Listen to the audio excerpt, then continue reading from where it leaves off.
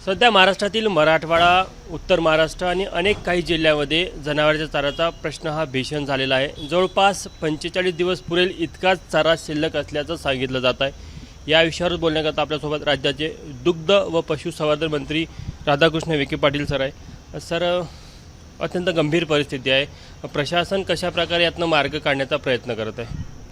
नाही, येणाऱ्या काळामध्ये चाऱ्याची टंचाई निर्माण होईल हा विचार करूनच फार ॲडव्हान्स प्लॅनिंग आपण केलेलं आहे। आज आमच्याकडे साधारण राज्यभरामध्ये 2 महिने चारा उपलब्ध होईल, म्हणजे तो कोरडा असेल किंवा ग्रीन सायलेज असेल, दोन्हीच्या बाबतीमध्ये आमची कारवाई आपण पूर्ण केलेली आहे। म्हणजे कोणत्या ठिकाणी चारा डेपो सुरू करावं लागले तर चारा डेपोला चारा उपलब्ध करून देण्याची शासनाची तयारी आहे। आपण मागे यावर्षी पहिल्यांदाच विशिष्ट दर आपण निश्चित केला होता की शेतकऱ्यांनी चारा उपलब्ध केल्यानंतर, चारा उत्पन्न केल्यानंतर त्या भावाने आपण खरेदी करू। ती हमी दिल्यामुळे यंदा उत्पादन चांगलं झालं आहे। आता येणाऱ्या पुढच्या काळामध्ये सुद्धा आपल्याकडे जिल्हा निवडणूक मंडळाकडून जे निधी उपलब्ध करून प्रत्येक जिल्ह्यात दिलेला आहे चारा उत्पादनासाठी, तीसुद्धा आम्ही आता कार्यवाही सुरू करतो आहे। परंतु 2-2.5 महिने तरी कुठेही चारा कमी पडणार नाही अशी तयारी सरकारची आहे। एक समांतर उपाययोजना, जर का मान्सून लांबला किंवा दुष्काळजन्य परिस्थिती निर्माण झाली तर समांतर उपाययोजना म्हणून काय करते आपण? हे आता असं आहे की ज्या क्षेत्रामध्ये पाणी उपलब्ध आहे, मग ते सिंचनाचं पाणी असेल किंवा मग जिथे शाश्वत पाण्याची व्यवस्था आहे, तर आमच्या पशुसंवर्धन विभागाच्या सगळ्या अधिकाऱ्यांना सूचना दिलेल्या आहेत की फार्मर्स आयडेंटिफाय करा। कारण बियाणं आपण मोफत देतो आहे, बियाणं चारा उत्पादनाकरता मोफत देणार असल्यामुळे त्या शेतकऱ्याची करार करून त्यांच्याकडून पुन्हा एकदा चारा खरेदी संदर्भात, कारण शेवटी त्यांनी खर्च केलेला आहे, पाणी वगैरे जो काही शेतकऱ्याचा खर्च होईल तो देण्याची तयारी शासनाची आहे। चारा छावणी असेल किंवा चारा डेपोचा विषय असेल, त्याबद्दल काय नियोजन आहे? नाही, चारा छावण्या सुरू करण्याबद्दल थोडं मतांतर आहे। कारण मधल्या काळामध्ये चारा छावण्यांच्या बाबतीमध्ये झालेला जो प्रचंड भ्रष्टाचार आहे त्याच्यामुळे थोडं लोकांमध्ये एकूण त्याच्या कार्यपद्धतीमध्ये एक सुधारणा करावी लागेल जर आपल्याला चारा छावण्या द्यायच्या असतील तर।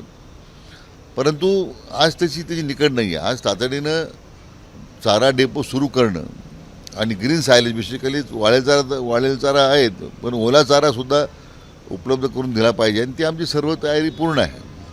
गरज पडल्यास बाहेरच्या राज्यातनं देखील चारा आयात करण्यावर काही नियोजन असेल? नाही, त्याची आज आवश्यकता नाही। म्हणजे पुढचे 2 महिने ज्या ठिकाणी चारा डेपो सुरू करण्याची आवश्यकता आपण सुरू करू। जिथे जिथे मागणी आहे त्याप्रमाणे चारा पुरवठा करण्याची शासनाची तयारी आहे। तुम्ही अहमदनगर जिल्ह्याचे पालकमंत्री आहात, तिथे पाण्याचा देखील भीषण प्रश्न आहे। साधारण 350 टँकर आता सुरू झालेले आणि ती संख्या वाढण्याची शक्यता आहे। काय वर्षानुवर्ष भीषण प्रश्न आहेत तुमच्या त्या जिल्ह्याच्या काही तालुक्यांमध्ये? लोकांचं असं म्हणणं आहे की यावर कुठेतरी क्राईम स्वरूपी तोडगा निघायला हवा, तर ती वेळ आलेली आहे। असे 2 भाग आहेत त्याच्यामध्ये। एक तर पहिला भाग असा आहे की अहमदनगर जिल्हा हा नेहमी आवर्षण प्रवण क्षेत्रात राहिलेला आहे, रेन शॅडो रिजनमध्ये आहोत। तर तसे पावसाचं प्रमाण अतिशय कमी आहे। साधारण 350-400 मिलीमीटर पाऊस पडतो। नंतरच्या काळामध्ये सिंचन व्यवस्था ज्या निर्माण झाल्या आहेत, मग त्या गोदावरी कालव्याच्या असतील, प्रवरा खोऱ्या भंडारदऱ्याच्या असतील किंवा आता नवीन कुकडी कालवा आहे, कुकडीच्या माध्यमातून असेल, यामध्ये पाऊस कमी झाला की त्यावरील धरणं कमी भरतात। धरणातून येणाऱ्या ज्या सिंचनाकरता लागणारं पाणी ते कमी येतं। मध्ये MWRAच्या आदेशाप्रमाणे आता गोदावरी खोऱ्यातल्या वरच्या धरणातलं पाणी खाली जायकवाडीला द्यावं लागतं, कारण तिथे पाण्याची टंचाई आहे। त्यामुळे तसंही पाण्याचं मग पाणी उपलब्धता मुळात पाऊस कमी असल्यामुळे उपलब्ध कमी होतं आणि त्याच्यामध्ये पाणी खाली सोडावं लागलं तर आणखीन मग मोठं संकट उभं राहतं।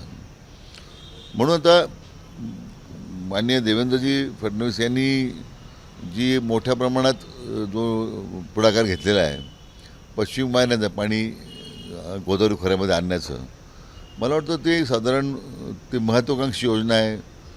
70 TMC आहे, 100 TMC आहे, शेवटी तो प्रकल्प आराखड्याचा भाग आहे। परंतु ते आल्यानंतर हे सगळं गोदावरी तुरीचं खोरं त्याच्यामध्ये आपल्याला भरपाई करता येईल, नंबर 1। त्याच पद्धतीने नगरच्या दक्षिणेमध्ये संपूर्ण कार्यक्षेत्र कुकडीवर अवलंबून आहे। आज पुणे जिल्ह्यातून पाणी नगरला मिळण्याबाबत मोठं सातत्यानं अन्याय होतो आहे.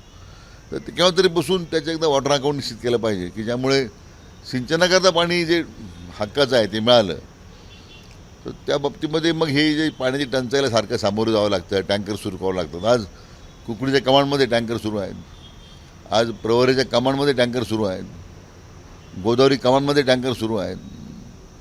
त्यामुळे आपण म्हणतो ती गोष्ट बरोबर आहे की कायमस्वरूपी उपाययोजना करण्यासंदर्भात एक कृती आराखडा आपण तयार करतो आहे की ज्यामध्ये हे सगळे इश्यू आपण ॲड्रेस करतो आता. तर होते मंत्री राधाकृष्ण विखे पाटील. कॅमेरामॅन अमोल देशमुखसह तुषार कोहळे, ABP माझा, नाशिक. ABP माझा, उघडा डोळे बघा नीट.